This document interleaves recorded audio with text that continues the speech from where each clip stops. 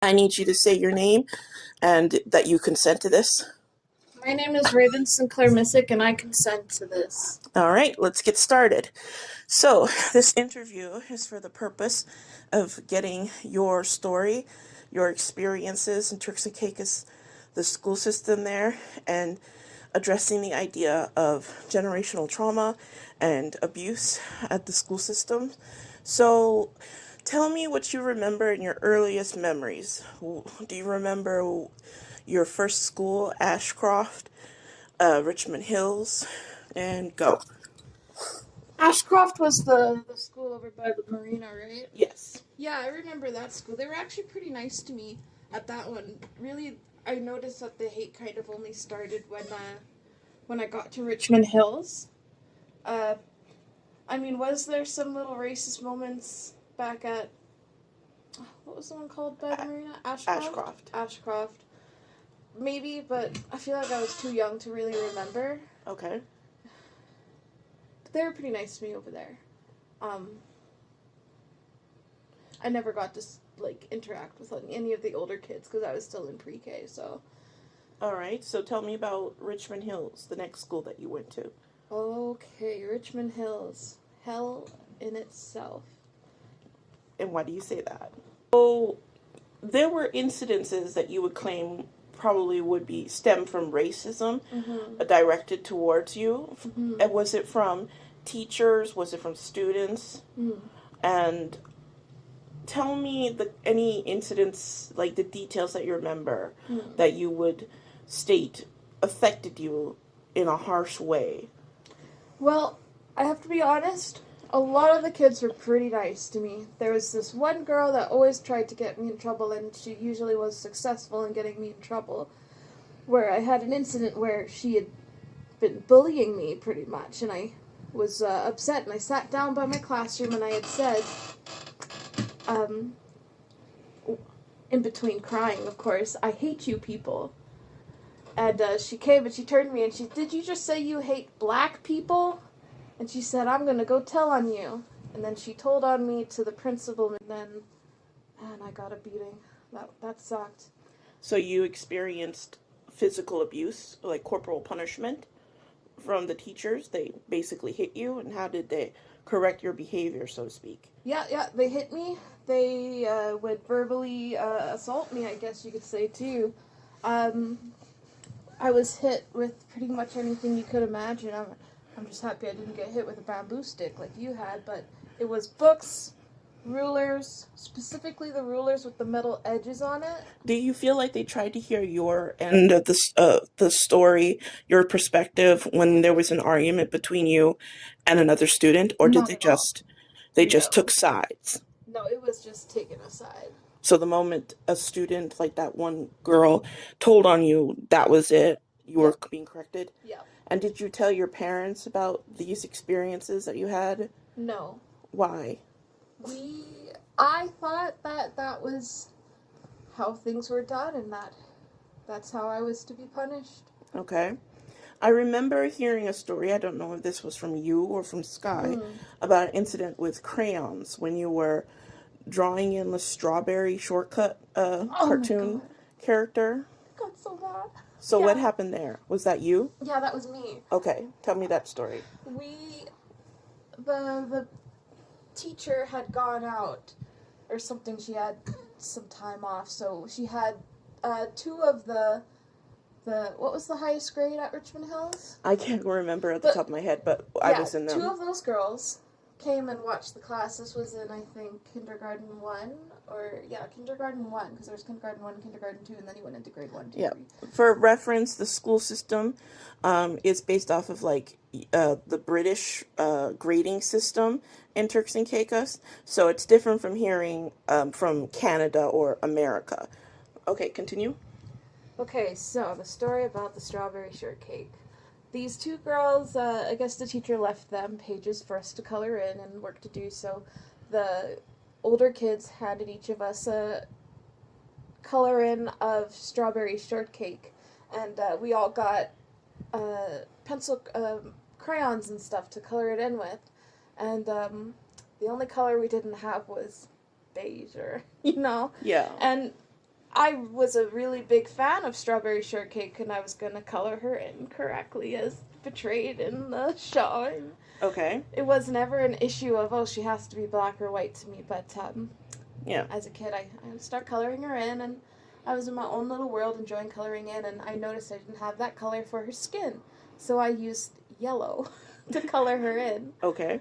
And once everyone was done, the older girls came around and collected the pictures so that everyone could see how we colored in and stuff. And everybody else colored in Strawberry Shortcake with brown crayon. And then there was me with yellow crayon.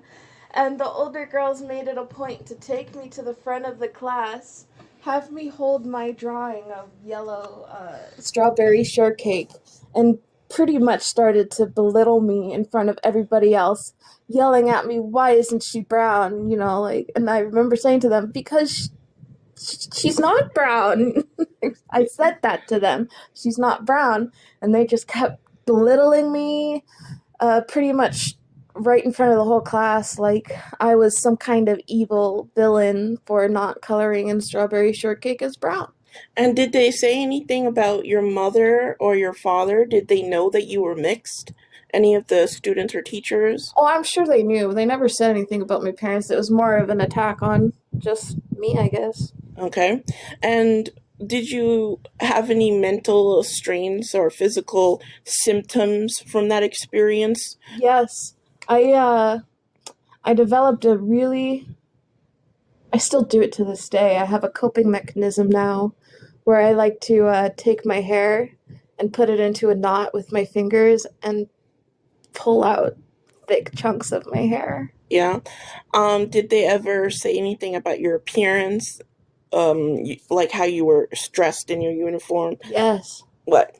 I was usually portrayed as very dirty, unkept. They would oftentimes, I remember in grade 3 or 2, this really beautiful girl with her brother came, and she had long, beautiful black hair, well kept, just beautiful girl. Yeah. She was white, and everyone treated her like a princess, or And then I remember one time took me and her, and she brought us over to the side, and she pretty much pointed at this girl and told her pretty much that I need to be like her. Okay. Yeah. Can you elaborate on that, or? She would say, I need to be cleanly like her, and that I needed to do my hair properly like her hair. And were you ever taken out of class to have your appearance tidied up, your hair done, anything like that, or no? Yes, I was, yeah. So you missed the class while somebody was fixing you up presentably? Yes. Okay. And do you remember who it was that was fixing you up presentably? It was the lunch lady. And her name was, do you remember? No, I don't remember. Yeah. Was she nice to you, the lunch lady? Only when I was, in quote, being a good kid. She was usually she was the one that gave a lot of the spankings, let's say. Really? Yeah. She spanked my friend so bad. I was there with her, too. I can't remember what it was, but we were out in the back together. Was it common to see corporal punishment, not just to you, but to the other students as well? Oh, yes. It's a common occurrence? Yeah. The amount of times I would see the little boys getting taken out into the back of the school over by that little green area. Yeah. Where all of the dirt is and the centipedes or whatever, the millipedes. Yeah. They take them over there and they beat them. Mm. Yeah. Do you have anything else to add? Like what? I've got lots of stories. Do you remember anything at the top of your head that you would like to share in the interview? Sure, yeah. I guess I could tell you a couple more stories that the one that I most fondly remember that really affected me, I guess you could say, is when I was playing skip rope on the concrete with the other kids, and I'd fallen and I fell onto the kind of cement gravelly road. Okay. And I was only in my socks at the time, because that's what we did. We took our socks off to jump sometimes, or shoes off to jump sometimes. And I fell and I busted up my big toe really bad. I was bleeding all over the place. And nobody helped me until Skye saw me there on the ground crying, and she came over, helped me up, and took me back to my classroom. And I was in grade 3 with the principal.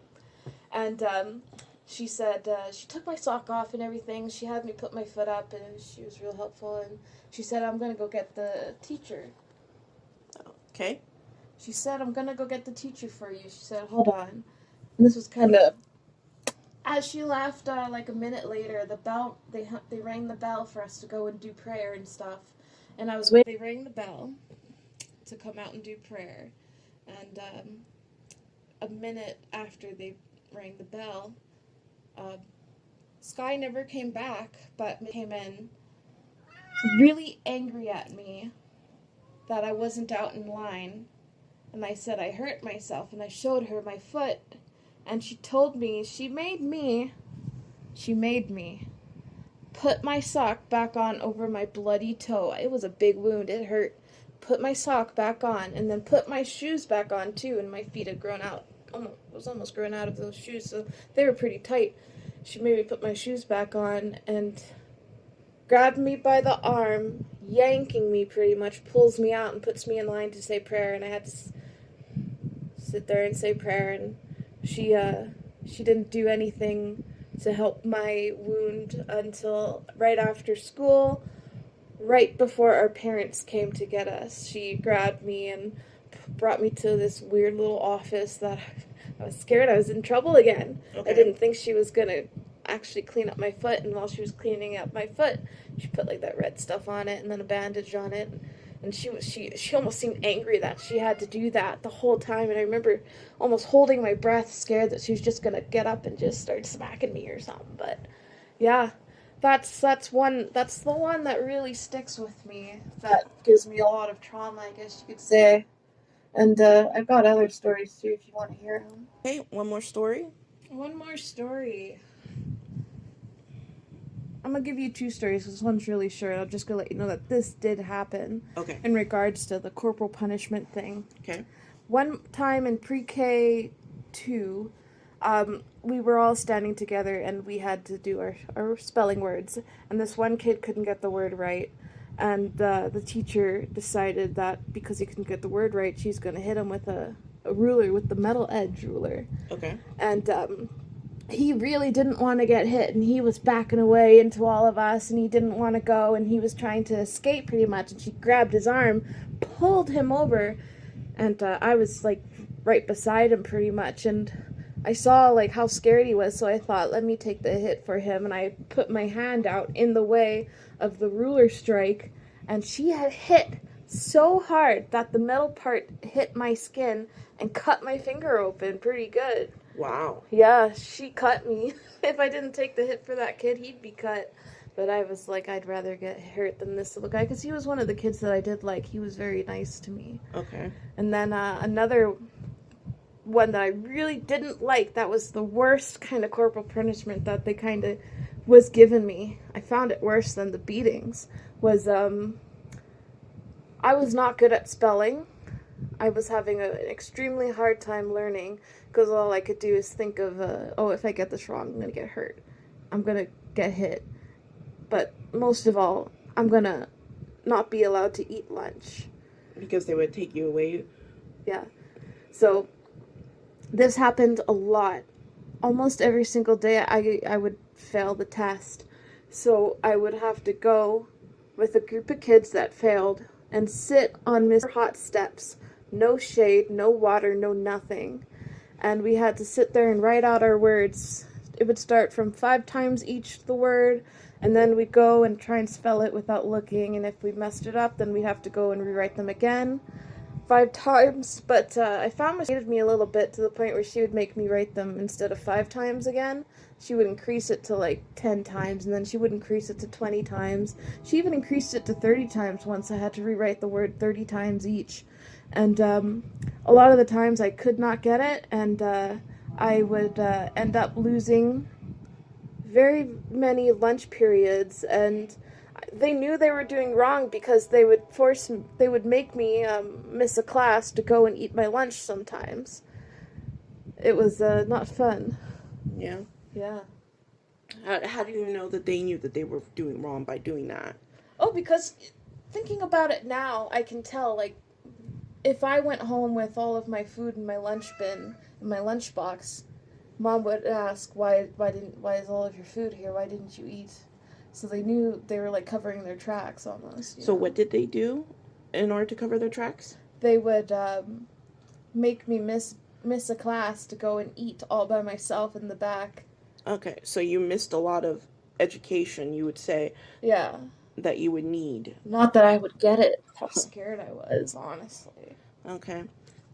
Okay, and now tell me, when you went back to visit Dad and work for him, when you were gone back to the Turks and Caicos for a little bit and you met Cian, what was your experience, or what did you see, I should say, with Cian's experience at school? Because you were very upset that, you told me that you were very upset that things hadn't changed. Yeah, things did not change. So what was the school that she was in? Precious treasures. Precious treasures. I remember that school. That was one of my old schools where I broke my collarbone, and they didn't tell anybody, not my mom, until the end of the day when Mom came to pick me up from school, and then she saw that my collarbone was broken. Yeah. So tell me, what was, go ahead with your own words. Well, it's so strange, those people. It's I almost wonder if they don't like the Missick name or what it is, because I could see they did treat the other kids differently as to how they treated Cian. Even treating me, an adult, they treated me like I was a fellow student there as something, like complete disrespect to me. First incident I had with them, Cian was, she was doing something because she didn't really understand how to deal with all the goop in her nose. She was a lot of boogers in her nose. So I told her, like, if you want it to, like, stop, she would go, like she's trying to get the goop out of her throat because it trickles down a little bit. Okay. But she's not sick. So she would go, and I said, oh, stop doing that, do this instead. So we were slowly getting her to learn what to do and that kind of thing. And so at school, she was still doing it. She had a couple, and I guess she had sneezed and a ton came out. And instead of giving her a tissue, really checking to see if she was sick, like temperature, blah blah blah. Yeah. They refused to give her a tissue to blow her nose and clean herself up. They made her go to the bathroom all on her own to clean up, and then they called me and said that Cian is sick, she needs to go home. Okay. And I said, she's not sick. There's no way she's sick, but okay, I'll come over, I'll check her out. And then I go, and she's sitting there kind of where the front desk area is. I went over to her and I asked her what happened, and she said she just sneezed, but the teacher keeps saying that she's sick and that she needs to go home. And I asked her, well, didn't anyone give you a tissue or something to help you with that thing you do? And she said no, and so I thought, okay, well, let me talk to the teacher to tell her, like, this is why she's doing this. She's not actually sick, just letting you know, like, for the future reference. I wasn't rude or anything like that, so I was at the front desk for a little bit just talking to her. And I'd mentioned to the front desk lady that I was a little upset that for some reason you guys can't give a kid a tissue. Like, it's going to cost you $1 million for a tissue to give your kid. Like, shut up. But anyway. Okay. I was there for a little bit, and I did express that it made me a little bit upset, but that was fine. Let's talk about this so that we can make notes for the future as to how Cian is, because we don't want her to be missing schoolwork and stuff. She didn't want to leave, It was just kind of the start of the day. And the front desk woman pretty much looked like she was just not doing anything to help me out. She was doing absolutely nothing except for, like, looking at me, smiling, and nodding. And I was like, oh, you're one of the special ones, okay. But I didn't say that.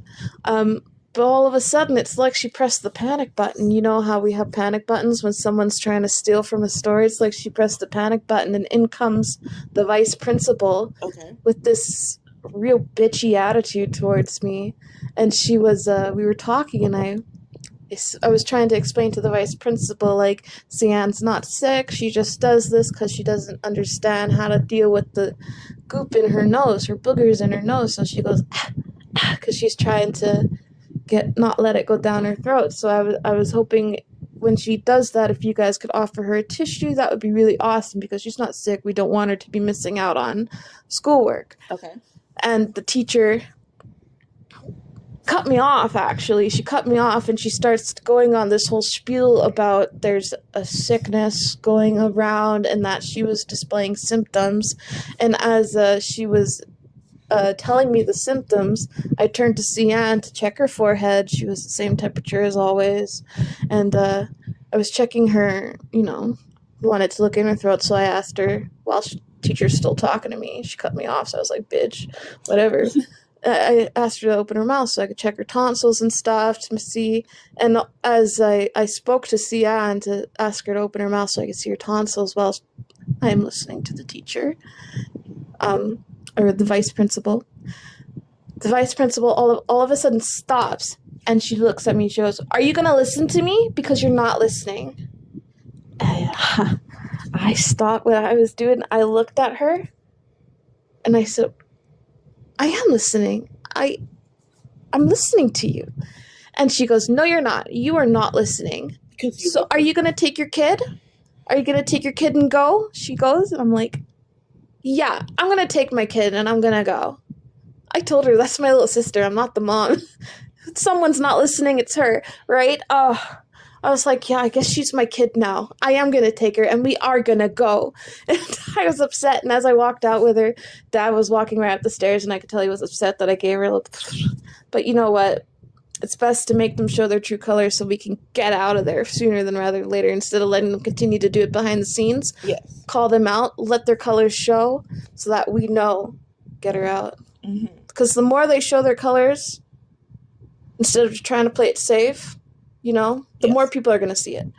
That was the first incident that I had with Sian in that fucking place. Excuse my language, but that really made me mad. Okay, so tell me, what was the second? The second time, she had a spelling bee. Oh, we practiced her words so good, and she was going to do great. And Dad wasn't able to make it. But I was, so I went and I watched her little spelling bee thing, and she got her first word right, and then it was time for her second word, and the teacher, she wasn't the only kid to have this happen to, but it was almost like she was singled out amongst all the other kids, because the teacher that was giving the words had a bit of an accent, and I can't remember what word it was. It was like... Was it a Jamaican accent? Jamaican accent, yeah. Okay. And she told her to spell a word, which I heard the word that Sian spelled correctly. I heard her say that word to Sian to spell, but she didn't. Once Sian was done spelling the word, the lady didn't say anything, just had her go back and sit down and continued on with all the other kids. And when it came time to eliminate the other kids amongst everyone else, Sian was first to go, and I was like, that's weird, she didn't get any wrong. No, she had 2 words right out of the 3, so they were going to get rid of all the kids that had 2 wrong out of the 3, right? So she didn't qualify from your perspective. She did qualify from my perspective. I mean, to be eliminated. She didn't qualify to be eliminated. No, she didn't qualify to be eliminated. And so what happened after that, when she was eliminated? Well, she seemed kind of confused, and I was very confused. And I was like, Dad was really on my case to just leave them alone and not to, I guess, make a scene, stand up for the poor girl. I see it. But yeah, I I left it alone because I already knew that she was going to be leaving the school anyway. You and Dad talked about her leaving the school? Oh yeah, it was pretty much set in stone. When her mom came back, they were gonna switch her out, so that was really good. Okay. Not that I don't think any of the other schools would be good because they all seem like dog shit. Why do you say that? Did you have any experiences with the other schools? Well, just from the, when you see one school, you feel like you've seen them all because a lot of them. When me and Skye ran away, we didn't run away, but we got lost. We went on an adventure behind your back, remember? Oh, yeah, that incident. That incident, the lady drove us around to each and every school on the island, and I just remember feeling this awful feeling from each school, so in my mind, every school is awful there. I see. Yeah. Okay. The worst dread was when we got back to Richmond Hills, but yeah. Where was I? Yeah. After that, she went and sat down with the losers, I guess you could say. And that was that at the end, and I went up to the teacher afterwards just because I thought, and I said, I thought Sian had spelled that word correct. Did you not say to spell this word? And she said, no, it was actually this word that she was supposed to spell. And I said, it didn't sound like that. I don't think that was very fair. But then she gave me kind of like a bitch please face look. You know, the bitch please? Yeah. Yeah. And pretty much walked away from me. And I was like, okay, I'm going to go and infiltrate the classroom with Sian to make sure it was all right. And I go over to Sian and I said, you did so good. I was proud of her. She did great. Even, it's hard getting up there. And I said, you should show me your classroom. And she was like, yeah, I'm going to show you. So I got to go up with her into her classroom. She's on the top floor there at the end. And it was the strangest thing. All of a sudden, these kids, while I was up there, they were telling me how they had gotten moved to the front of the class because they were the bad kids. And Sian was one of the kids that got moved to the class. She said she used to be in the back, but then she got moved to the front of the class because she was a bad kid or something like that. And I said, well, that's not okay and that's not right. And I remember making a point telling all the kids that were there, spelling bees don't mean anything. Don't feel bad for losing at the spelling bee because it doesn't help anything. Spelling bees do nothing, honestly, if you ask me. They do nothing except for bad things. Well, that's quite the information to give little kids. Yeah, they were all crying. Spelling bees only make kids cry, for fuck's sake. Why do we keep doing them? So you don't feel like it helps them properly, understand Absolutely not. No, it doesn't. It just gives them anxiety and depression and makes them sad, and then as soon as they get away, they go and cry. And the amount of kids that started crying that teachers had to stop and go and console, I was like, what the fuck? Why are we still doing this? Those kids crying being consoled by the teachers after they lose the spelling bee, or yeah, but it was the strangest thing because they would almost try to go and hide to cry. They didn't want to be they wanted to hide and cry. So the kids looked like they were ashamed of getting things wrong. Very much. There was one kid that was pretty much just what's the word that you could call it? It was a girl. She pretty much shut down. It was just crying, just a mess. And it took the teachers 10 minutes to realize this was happening because she went to hide to cry in the little doorway there. She went to go hide to cry, but all the other kids were looking at her, and one of the kids went up to her and she was like, "Are you okay?" and stuff. And then that kid left. It was 10 minutes later that counselor saw because I was looking, and I'm like, teacher, check on your kid. And I'm like, fuck. She just was inconsolable, and she had to be taken out of the classroom there and taken away to calm down. And I was just like, Raven, spelling bees do nothing. If I were to take this interview to the school board system in Turks and Caicos to let them know incidents like this had happened, in order to help future better developments, would you be okay with that? Yeah. All right. Hey, can I just say one more thing? All right. You shouldn't be teaching. Okay. Well, that was Raven Missick's story, her point of view, and what she saw and experienced in the Turks and Caicos Providenciales school system. And that is the end of this interview.